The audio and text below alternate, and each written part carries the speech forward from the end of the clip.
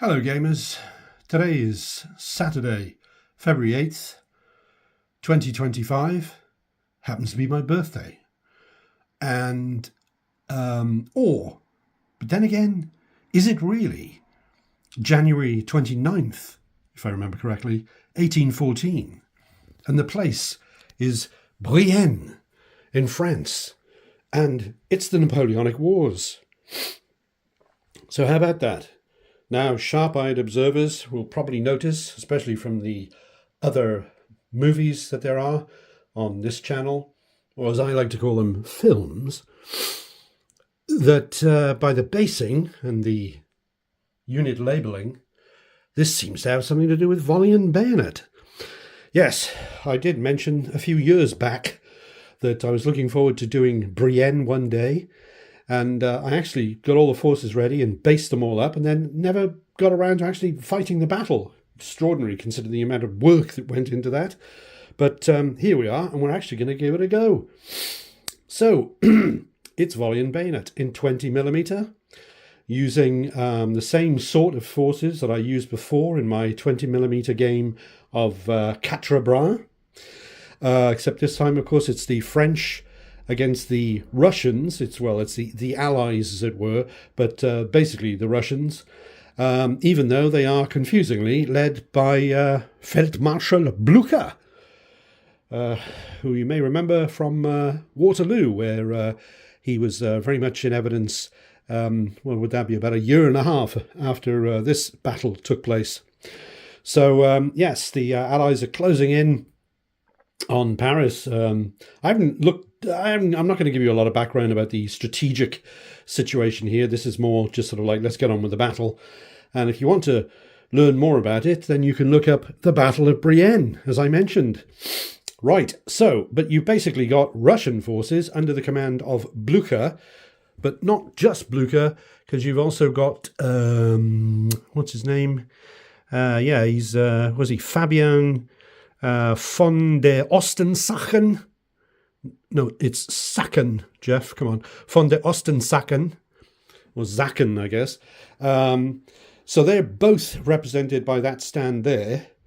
And forget the fact that one of them's on foot. There's Blucher and there's a general on foot. But anyway, they are in what in Volley and Bayonet appears to be a village, but that's actually a chateau.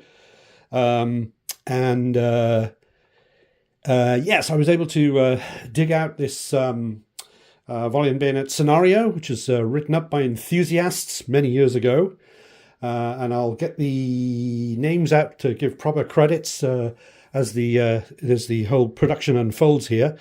But in the centre, we have the town of Brienne-le-Château. Apologies in advance for all the mispronunciations I'm going to make, both in the French names and the Russian names. I'll do my best. Didn't do French in school, did German, you see. So, so there's one town involved. There's the town. That's Brienne-le-Château. And then we have the actual chateau after which it is named. Here, for the scenario, this area is orchard under the Volley and Bayonet rules. They make a reference in the notes that it's actually to represent the gardens of the chateau. So the chateau, which is still there today, huge, impressive building. And as we can see, as the battle starts, Blucher and several of his staff are in fact in the chateau. I think they were looking forward to a spot of dinner later on. I think they actually even got into that. I'm not sure, yes, and it's all terribly exciting because it's a question of forces arriving as soon as they can, coming to the battlefield as soon as they can, presumably following the sound of the guns and all that sort of thing. Now, the forces of the Allies, or I may interchangeably call them the Allies or the Russians, all of their forces are already on the table. So you've basically got one infantry corps here. We'll go into the details in a moment. Then you've got another infantry corps, as we can see, which is sort of arriving, coming up the road there. Because of the weather conditions, no one is in road column, march column. Because of the weather conditions under this scenario, that would make no difference. So none of them are. Okay, so there's, as I say, there's a corps there with 4 brigades. There's a corps there already in situ, but not stationary, presumably because they've only just, deployed, as it were. Then we've got over here, we've got 2 cavalry units. If we scooch around here a little bit, I just knocked something over. Splendid. So here we have the cavalry corps of Vasilichikov. It's a tongue twister. And then here we have the advance guard of Parlan. And of course you might say, well, wait a minute, the advance guard is lagging behind the cavalry corps. Yes, it is. That's it was decided by the commander, because under the scenario, they can be deployed whichever. And it was decided that we wanted to have the stronger troops. Are they stronger? I can't remember, but anyway, I've analysed it to death, and they're the ones who are up front. That's right, because they have got a formed cavalry brigade there, and these have got 2 formed cavalry brigade. And I think, let's see, are they right?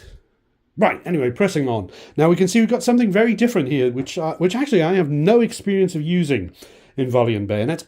We've got light troops which are represented, or specific light cavalry troops which are represented.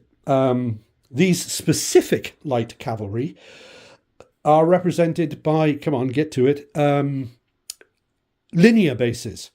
They are indeed Cossacks, Cossack, although those are Uhlans. Right. And you can see the linear base is just one base of cavalry, as opposed to a brigade base. A formed brigade base is 2 bases that I'm using. But what you do is, if they're skirmishing, then you extend their base out to be the size of a brigade base. Okay. You might say, well, wait a minute, that base doesn't look the same size as that base. And that is just an artifact of the fact that I wanted to have 2 ranks of cavalry, and so the bases are a bit longer. I've mentioned that on a previous video. Doesn't make much difference. The frontage is the important thing. These, on the other hand, are placed on top of sabots that make them the same size as an infantry brigade. So skirmishing, and skirmishing. They're deployed for skirmishing. These chaps, on the other hand, are just, well, they're formed cavalry. But you can see the difference if we go over here to the French, which are already on the field at the beginning of the battle. One moment. Right, the French. And we can see here, for example, these chaps are light cavalry. They happen to be lancers as well, but they are light cavalry. And, there's a better example here, a simpler example. They're light cavalry, and they are they're a formed brigade. They could, I believe, under the rules, they could deploy as skirmishers, but we'll get into that later. Right. Okay. So the idea is that the Hussars are deployed as skirmishers, because I want to be able to, not the Hussars, the Cossacks, I want to be able to use them, send them forward, and just sort of generally irritate these chaps, slow them down, do that sort of thing, if at all possible. Let's see, what did we talked about? So there was a corps there, there's a corps there. And then over here for the French, these are the French forces that are on the battlefield at the beginning. These are commanded by no less a figure than Grouchy himself, who of course had an important part in the Battle of Waterloo in the fact that he wasn't there and didn't show up. Right, and he has got a potent force here. So he's got 5 brigades of cavalry under Volley and Bayonet. Let's see, we've got light cavalry, medium, heavy, and then lancer. You see, lancer especially useful against infantry, as we may imagine. And 2 battalions. They're battalions, not batteries. We're much higher scale here. But 2 battalions of artillery as well. And so they're there. And the French get to move first. The Russians had to set up first. Then the French set up, and then the French get to move first. And the first thing that's going to happen on turn 1, we pan out a little bit and look at the entire battlefield there. First thing that's going to happen on turn 1 is that coming on here, they're going to take their time to move down here, of course, and spread out and so forth, is going to be, Victor with a corps containing 6 infantry brigades. You see 4 infantry brigades here, 1, 2, 3, 4, and all that lot rushing down to try and get involved. Okay, so Victor is going to show up with 6 brigades here, and also no less a figure than the Emperor himself, Napoleon Bonaparte. Okay, and I believe it's the first time I've had the distinction of playing a game with Napoleon, a miniatures game with Napoleon on the battlefield. I've only ever done it once before, and that was the very first game of Volley and Bayonet I ever played. When I was testing out the rules in 1995, I think it was. Testing for me, I wasn't a play tester, I just bought them and I was playing them. And I did Marengo, and that had Napoleon was present there. But since then, I haven't had him on the field of battle. And so let's just take a look at my notes here. Hang on a second, because I want to go over the topographic features of the battlefield of Brienne. Okay, so as I say, that big area here, so we can see it's big, so that's a town, and that's Brienne-le-Château. This little one here, the size of a village in Volley and Bayonet, is the chateau itself, which in this in this scenario is considered a fortress. Okay, over here we have another village, and that is I'm looking at this map upside down. That is Saint-Léger. Okay, this little village here is Perth, and then down here we have the sort of back little villages there, which is Brienne-la-Vielle. And that's it for the built-up areas. Yes. And then we have north is up here. This is the road to Vitry, which is, for reference, is the French line of communication, but that does not figure in the victory conditions at all. The Allies are not trying to cut that off because they don't get any victory points for it. So there we go. And then as far as the Russians go, or the Allies go, their line of communication is the road down there that goes through Brienne-la-Vielle and goes on to Dionville.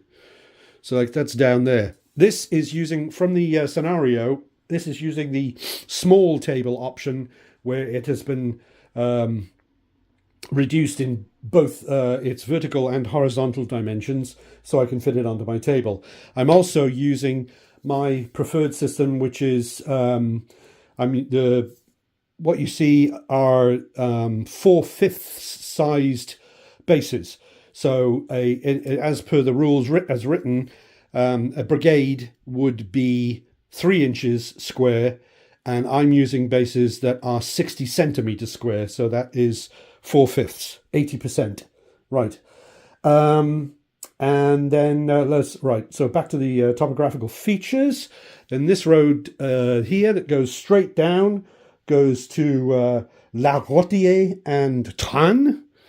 And then this more sort of diagonal road here goes down to, what is that? Chaumenil and Montvilliers. Okay.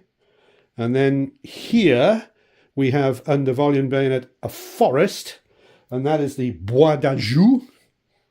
Okay. As I said, over here, this is considered orchard. Okay, which basically means, in summary, I think I can say for infantry, it's not much of a problem, or possibly even for skirmishing cavalry, but for formed cavalry, it's a real something you'd rather not be in. Let's put it that way. So I think they're disordered, and they move at half speed, that sort of thing. So it's not the sort of thing you want your cavalry wading through. And of course, with the forest, it's going to be pretty hard on pretty much everybody, I would think, as near as I can remember. So let's see, in terms of geographical features, let's see, we've named the roads, we've named their destinations, we've named everything that's actually on the battlefield itself. We've already identified the corps, I suppose we can, just for good measure, if we're going to be particular. This is the reserve cavalry, well, corps, I would think, right? And then the road going straight down there, we've got the 6th Corps here, under Shubatov. And then, as I said, going down here, we have Vasilichikov and we have Palin. And then, as I said, we've got Blucher sitting comfortably in the chateau at the moment. And then we've got this little lot here, which is the 9th Corps under Olsufiev.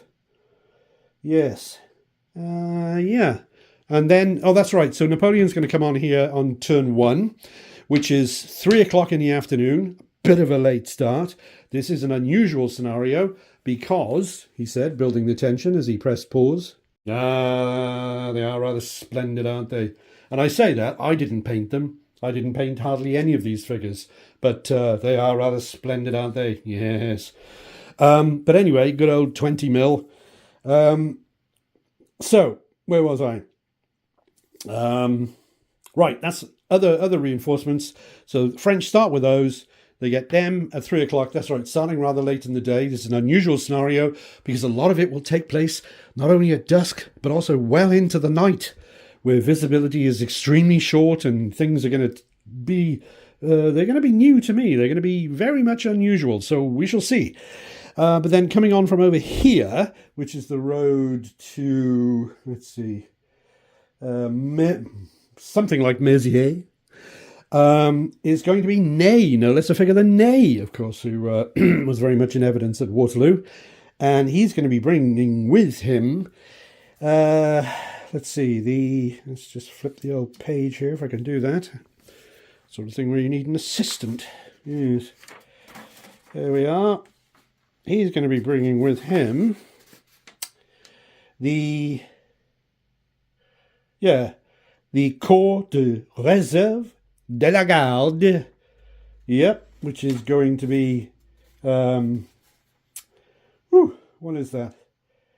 It's got to be, yes. Well, basically 4 brigades of infantry. As a matter of fact, we can take a sneak peek if we go down here. I think it's more or less accurate to say that, see, there's the Emperor. Those are the 6 brigades he's going to be bringing with him. And then when it comes to Ney, there's Ney. And he's going to be bringing 4 brigades with him. And those 2 battalions of artillery are going to be coming with the Emperor. So there we go. We know what's happening there. And yeah, so that means that by the time everyone's finally deployed, that's right, they show up here on turn 3, which is 5 p.m. Right. And so by the time everyone's deployed, the French will have 10 brigades of infantry to the Russians' 8. So definitely an advantage there.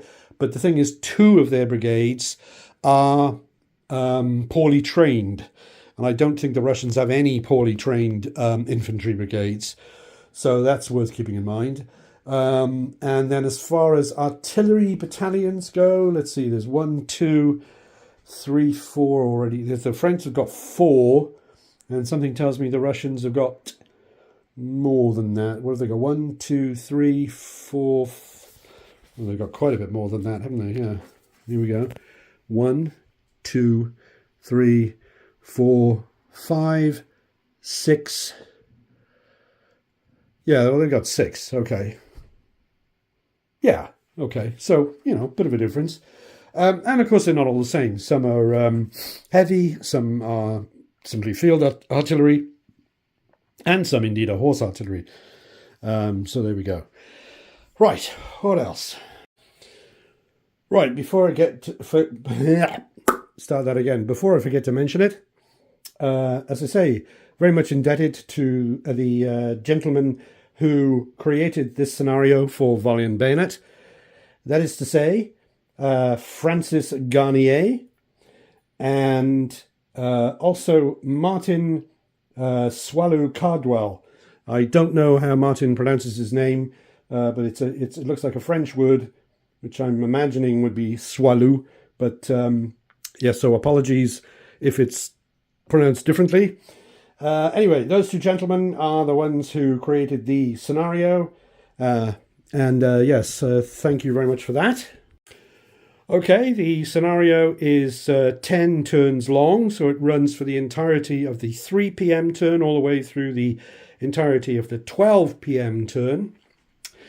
And let's see, so that's 10 turns, and the French victory is decisive if they can hold the chateau here and the town here and cut the line of communication of the Allies. And the line of communication is this road here, going that way, okay? They get instead what I'm calling, it doesn't really call it this, but if they can't do that, then they'll get what I'm calling a tactical victory. If all of the enemy divisions are exhausted and at least one is collapsed, or if instead they simply cut the line of communication. So if they cut the line of communication, but they don't hold that and that, then they get a tactical victory. Okay? Right, for the Allies, they get a decisive victory if they can hold the castle and the town and maintain their line of communication. It hasn't been cut. Okay? Or they can get a tactical victory if all of the enemy divisions are exhausted and at least one Allied division is not exhausted. Right. Right, now on a more tactical level, what can we see that the Russian commander has already done in deploying his forces? Okay, well, we know that the French are going to be trying to take the chateau and trying to take the town of Brienne-le-Château.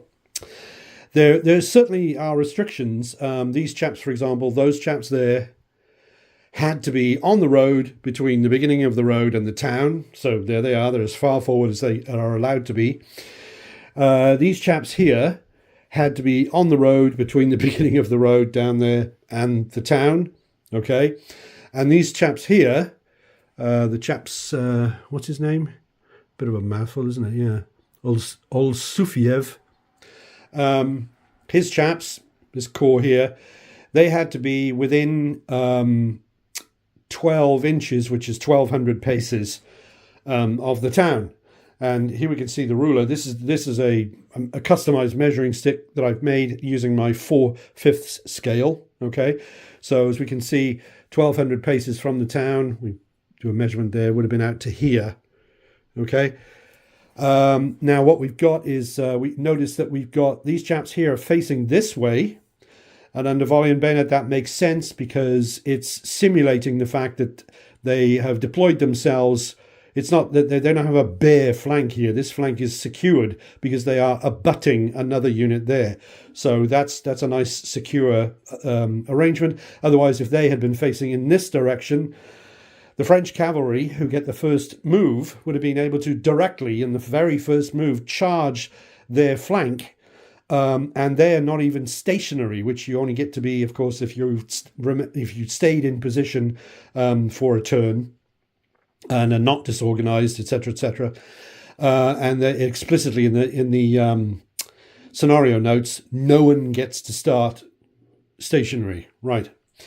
So they're bracing themselves. The French cavalry could attack them on the very first turn. The cavalry can, or anybody can, they can make a facing change as the first thing they do, and then they can charge. So, for example, the lancers here could just pivot and face them, and then charge them like that. Okay, no problem. They can move 24 inches, which is that far, so there's no problem getting there. You might ask, well, then why hasn't Ney deployed them that way? And that's because Ney knows his business, and he knows that if he sends them against them, it's not a particularly good proposition. What he'd rather do is get down here and sweep away all his cavalry as much as possible. He's got 5 brigades, and they have formed cavalry, and they've only got 3. And we know, because we read the scenario notes, that they're not getting any more cavalry. So if they could, it's almost like sort of thing that, well, I suppose Napoleon would probably try to do it, but Alexander and people like Alexander and the Romans and Scipio or something like that would certainly, right, well, I'm going to take my cavalry because it's powerful, and they're going to go down there and you're just going to sweep the enemy cavalry from the field, and then my cavalry is going to turn around and attack the rear of the enemy infantry. Ha ha! So, yes, why not? It's an idea, it's an idea. But of course, what the Russians are going to try and do, because you can see that they've already faced their units to go in this direction, so it won't cost them anything to move straight forward into this sort of line of presumably where they might be, to get stuck into them and at least, form a barrier so they don't just go waltzing down here and cutting off the line of communication and so forth and so on. But of course, the other thing that's going to happen that they do have to worry about is that they know that Ney is coming along. It's going to be coming on at this point here on turn 3 with 4 brigades of infantry, which is a heck of a force to be showing up on what might be their more or less flank. So, yes, that's true. But also when this cavalry comes down here, of course, the idea is to throw the Cossacks forward that can sort of get in their way and slow them down.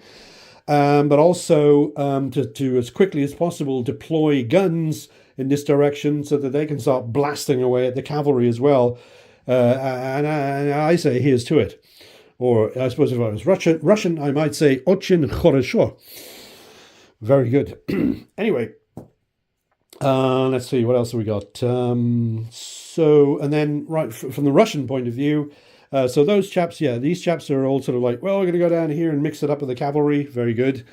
These chaps are facing over that way because those two, that division being 2 brigades there, what they want to do, who is that? Let's see, that's, what does that say? Taliesin. They have an eye to go into the gardens of the chateau, the orchard, to extend the line over there. And they have a view to go pretty much straight down here and extend the line over here. Okay? Right. Whew, need a glass of water. All right, so here we are pressing on. We're getting ready to start up the battle. And, of course, the first thing that happens in Volley and Bayonet is the first phase is that you check which units are in command. And the way I've laid everything out is that all the units are in command, which means they have to be basically within 6 inches. Again, it's not actually 6 inches. It's this is my scale ruler, as I said before, which is it's not literally 6 inches. So this is scaled down 80%. 600 paces, we'll call it. 600 yards, I should say. So, for example, here you have the corps commander, who is Grouchy, and then you've got the division commanders here, Milieu, and here we go, Lefebvre Denuet. And so he commands those 2 brigades, he commands those 3 brigades, so they have to be within 600 yards of him to be in command. So there's our 600 yards there, as we can see. And they're well within that. And also the artillery too, belonging to him and belonging to him. Okay. Or they could be within 600 yards of the corps commander, which is Grouchy there. They do not have to be within any particular distance of their corps commander. So this brigade here, if you look at it that way, this division. Actually, that's the division there, isn't it? There we go. Sorry, I am a bit rusty. It's been several years since I played Volley and Bayonet. I think 3, or 4 possibly, yeah. So that division there could move anywhere it liked, but then it wouldn't be able to use this. It wouldn't be able to rely on the corps commander to help out as an extra commander to have available for the command radius and all that sort of thing. So they do tend to stay more or less together. But units within a division definitely need to stay more or less together so that they can all be in command of their division commander. Right. So what are they going to do? The Russians, it's the French first turn. The French get the first turn, then the Russians. So we think that probably what's going to happen is these chaps are basically going to move forward. They're going to leave the infantry alone, because if they just slam up against them, they've got no particular advantage. So sort of sweep down here majestically across the plain and hopefully sweep all before them. You know, that would be fun, wouldn't it? We do have the fact that although this division is smaller, only 2 brigades, these are heavy cavalry and they're morale 6, which is as good as it gets in this battle. And most troops on the battlefield are morale 5. And so they're morale 6, heavy cavalry. These are morale 6, light cavalry lancers. So they are potent chaps there, and these are more sort of average over here. Right, so we got that going for us, and to think about. The other thing, of course, that's going to happen in this game, as I said before, it's going to be very unusual, is that this battle is starting at 3 o'clock in the afternoon in January. So very soon it's going to be dark, and when it's dark, visibility is going to go down to 200 yards. Now let's look at that. There we go. I'll stick that out. Look at that. That's 200 yards in front of that unit. Okay? So it's virtually on top of the enemy. And the thing is, you can't charge the enemy unless you can see it at the beginning of your turn.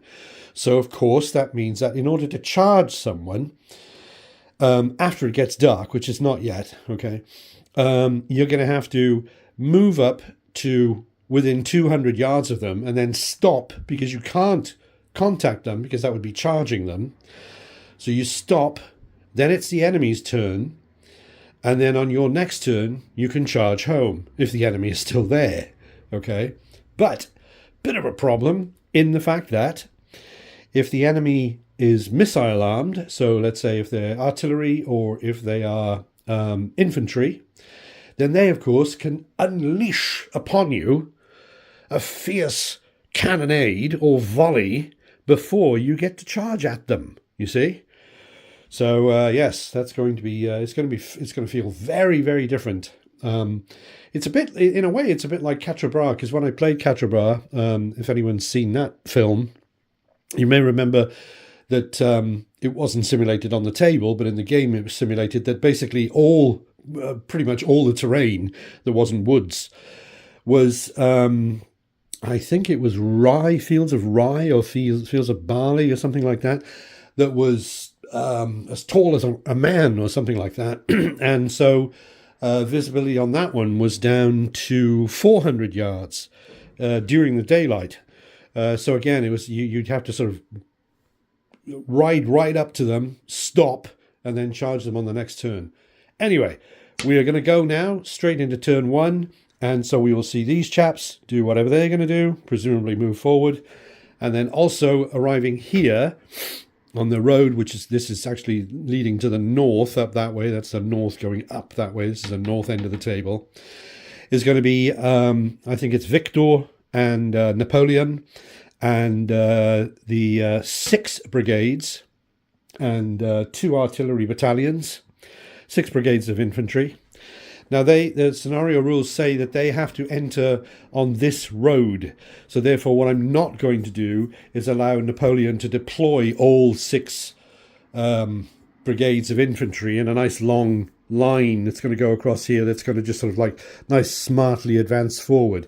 It says they enter on the road, not in march column. There's nothing about that. But so if we just sort of say at the very least, they have to start from this point here. So I'm going to adjudicate that they were theoretically, sort of down here, further down this road. Let's see, they could have been. No, see, they couldn't have been deployed. Yeah, they couldn't have been. You couldn't have been theoretically deployed across here, off the table before they arrived. So I'm going to say they arrive as if they arrived there. They were down here on the road.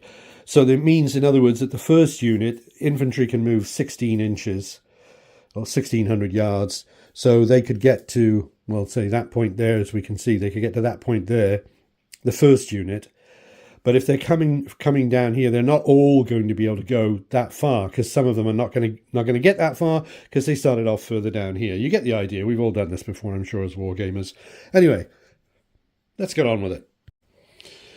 Okay, the battle gets underway. We are looking at the situation now after the French movement of turn 1, 3 p.m. So as we can see, as previously discussed, this is indeed what happened.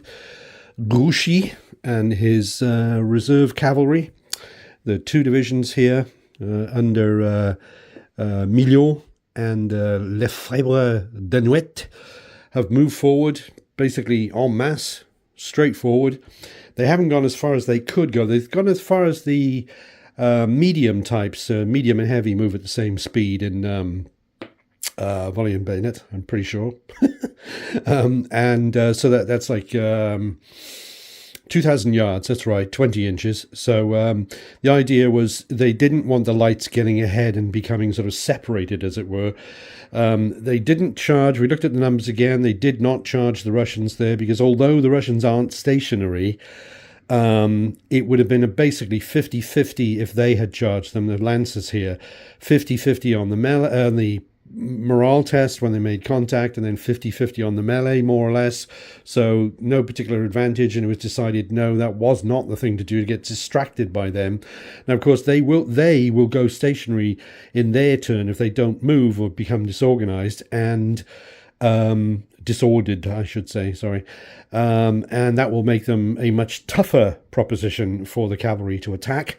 But they're basically, their job in the grand scheme of things is to try and get rid of the Russian cavalry down here. Okay.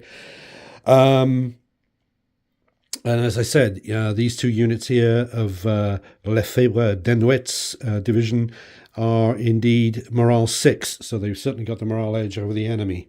Right. So they've moved forward to there. And then we've got over here, we have the Emperor himself has come on. And with Victor and his second corps. And they've got 6 infantry brigades in the corps, but they've only been able to get 4 onto the battlefield, and also 1 battalion of artillery. And that is because they had to come from the road here that leads off to the north to, I think it was it Vitry, I think. And if you sort of calculated it, where this unit started right at the edge here, and then this unit was right behind them, as it were, and then that unit, this is as far forward as they could get. They could have brought more infantry on. About 1 more infantry brigade could have gone to this point here, but it was decided it was more important to have some artillery in the line of march and get them up here. So there's still 1 battalion of artillery that has not yet come on, and 2 brigades of infantry which have not yet come on. Okay, and so they, as we can see, are sort of fanning out and getting ready to form up some sort of offensive line here to be able to move on in on the Russians. Defending Brienne le Château here. This, of course, this strip down here is Orchard, which will not in any way slow or inconvenience the formed infantry. They'll march straight through it as if it's not even there. The only thing it really does is it imposes a visibility block. But they don't. It doesn't look like they're probably going to be fighting anyone in there. They're probably just going to march right through it and extend the line. The other 2 brigades, as I say, are going to come on. Now, there is something about those other 2 brigades, and they are the least. They are the weakest, as it were, infantry on the whole battlefield. As a matter of fact, they are the only poor trained infantry with no elites on the entire battlefield. So they're going to be coming on last. Let's see, what else did we have as little reference notes? I think that was about it there. So that's what's happening there. Now, in terms of how close have we got to the enemy, can anybody shoot at anybody and all that sort of thing? Well, Grouchy carefully has moved his cavalry forward to a position wherein it is not within close range of the enemy. So close range for this artillery here, for example, there's one small note I was going to make there, and that is what I generally do is I spin the artillery around like this to show that it's limbered. In other words, they're not moving backwards this way. They're limbered, and they're still limbered up, moving towards them. They are unlimbered, okay, because I've turned them around. But of course, you can get into a bit of a tangle, and that is to say that this unit here is limbered, but this unit here is unlimbered. Okay, so you could sort of say, well, is that one limbered or unlimbered? I don't know how you're supposed to know. But anyway, that one's unlimbered and this one is limbered. They're going to be going over there, and they have already deployed, ready to face the enemy. Now, in Volley and Bayonet, if you're within short range of the enemy, after your movement, you have to take a morale test, or if you're in contact. But if you're in short range and within the firing arc of the enemy, you have to take a morale test. So if they had been within 400 yards, which is the 4 inches there, which you can see down here, of the enemy, they would have had to take a morale test. But as we can see, they're clearly further away than that, so they don't have to. Okay. Over here, let's see. Over here, this is horse artillery. It's unlimbered, and it's got a long range of 10. So it can indeed, they can fire on the Russian brigade that is right there. No morale test involved because nobody is in close range of the enemy. There's no close range factor here because they're firing with muskets. They don't have a close range. Close range for muskets, as you might say, is contact. Okay, so there's no. You can sail right by them, and you will not have to worry about a morale test. There is such a concept as a zone of control in Volley and Bayonet, which I believe it is now officially called a zone of control. And it is 1 inch or 100 yards in front of the unit. So that's going to come out to, as we can see, there's 100 yards there. So it's going to come out to sort of about here. So if they had been closer than that, they wouldn't have been able to sail like right next to them and just go by as if nothing's happening. If they'd got that close, they would have had to have stopped. But they're clear of the unit, so they can indeed go sailing by. Okay. There are actually no morale tests because, as we can see, no one's in contact with anyone and no one is indeed in close range. Okay, that means that after movement in the sequence of play, first you have command, which we did at the beginning, make sure everybody was in command. Then we have the movement, and then we have rallying of routers, nobody's routed. Then we have the morale tests, if there are any, and there are none. And then we have combat. Okay, now combat is interesting in that the phasing player, which is called the attacker, so that's the French in this particular moment in time, they are going to attack with whatever units they can attack with. No one's in contact, so that the only kind of attack we're going to have is ranged fire, shooting, in other words. 1 second. And that's actually only going to take place in one instance, and that is from the freshly unlimbered horse artillery here is going to fire at this Russian brigade here. They're within 1,000 yards, which is their range, so that's fine. Short range, or close range rather, would be 400 yards, clearly not that, so they're going to be firing at long range. Okay, now, what about the enemy?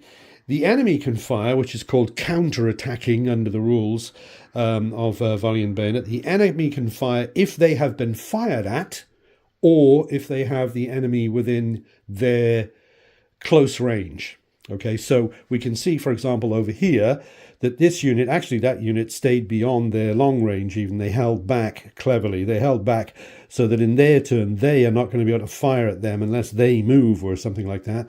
But anyway, where's a better example then? Over here, yes. So they have the cavalry within range, but they can't fire at them because they can't counterattack because it's not their turn and these chaps are not within close range of them. Okay, so the only combat that will be taking place will be this. Let's see, what have we got? We've got the 3rd Guard Cavalry, and we've got Horse Artillery Battalion. Yep, and they're going to be firing at these chaps here. Who are those chaps there? Let's take a look and get a bit closer here. So we've got 9th Division, 2nd Brigade. What was that? Juskov. Well, I mean, why not? So that's who they're going to be firing at. Okay, let's sort that out. Right. Well, we'll start the ball with some actual live action. And they're firing at them. Let's do it. Okay, they needed a 6 to get a hit. And they have missed. So that's the combat done. And the next thing you would do would be to check for a division exhaustion. But the battle's only just started. There's none of that going on, is there? So that is actually the end of the French turn. And we move on to the Russian turn. Okie doke. Here we are at the end of the Russian movement in turn 1, 3 p.m. And let's see, there's been quite a lot going on, which is all terribly exciting. Right, so what they have done is they have thrown forward all the skirmishing cavalry, which we discussed before. We've got 3 units of Cossacks, 3 units of Cossacks, 1 unit of Uhlans, and so these 2 belong to the 1st Corps, and then these 2 belong to the Parlan down there with the advanced Parlan with the advanced guard of the Army of Bohemia. Fair enough. And the idea with them then is that they are going to, if they are charged by the French cavalry here, which they probably will be, what happens is they will, the procedure reacts as if they have been defeated in combat, so they have to make a compulsory retreat of half their move. They will be disordered, but in so doing, it means that when these chaps charge them, these chaps will then only then after that be able to move half their move, or their remaining move if that was smaller. But basically, it means that they'll be able to get to sort of this point, and then after that, they'll be able to move something between 1,000 or 1,200 paces, which would, from the front line of the skirmishers, take them to about this position, sort of down here. Right, so the idea is to slow them down while things unfold over here. These chaps are just sort of back there so that they can't charge through the skirmishers and then actually make contact with them. They're too far away. But in other developments, we can see that we've got horse artillery here and here that have deployed, okay? And then they've got nothing to shoot at the moment, of course. The enemy is too far away and it's blocked by friendly forces. Over here, however, what I've done is I've put dice down ready to use. This unit was already in position and has gone stationary. There's my stationary marker at the front there, that little log. And then this unit here deployed, so it's not stationary, but it's ready to fire, okay? Let's see. And then also, small detail, the Russians have 1 unit of Jaegers. I mean, other units could detach skirmishers, that sort of thing, but this is the advanced guard Jaegers, and they've popped into the Bois d'Anjou, and they're presumably going to move their way up here and just sort of irritate as much as they can the left flank of the French cavalry. So what else is going on? Okay, here we see these 2 brigades, which is the, let's see, whose division is that? That is, gosh, it's hard enough to read without having to try to read it upside down. Let's have a look at that. Yep, it's Bernadosov, okay? So it's his division. And so those chaps, so what is that? That's division, 18th division, okay? So they're just marching forward to the sound of the hooves, as you might say. Interestingly enough, this particular battalion, artillery battalion here, is deployed such that it's in contact with the infantry behind them, which means that it is supported. So that just gives it a slight edge in, I think, in morale test or melee tie or something like that. A little bit of an edge anyway. Okay. Then, let's see, moving along, we can see by the indicators here, 1, 2, 3, 4, 5 units here are stationary. Okay, they become stationary in their turn, which gives them a big benefit when firing and also in melee, and probably in morale as well, for all I can remember. So they just stayed where they were. Then also over here, we've had this division here, these 2 brigades. And let's see, they are, the 7th Brigade. So where's the 7th Brigade commander is here, Talisin. So they've deployed up this way. They've managed to deploy into the line, as you might call it. Not slowed down, of course, by the gardens of the chateau. The chateau is there underneath that lot. So this is treated as an orchard, so it doesn't slow down formed units. It doesn't slow down anyone except cavalry, formed cavalry brigades, right? Okay.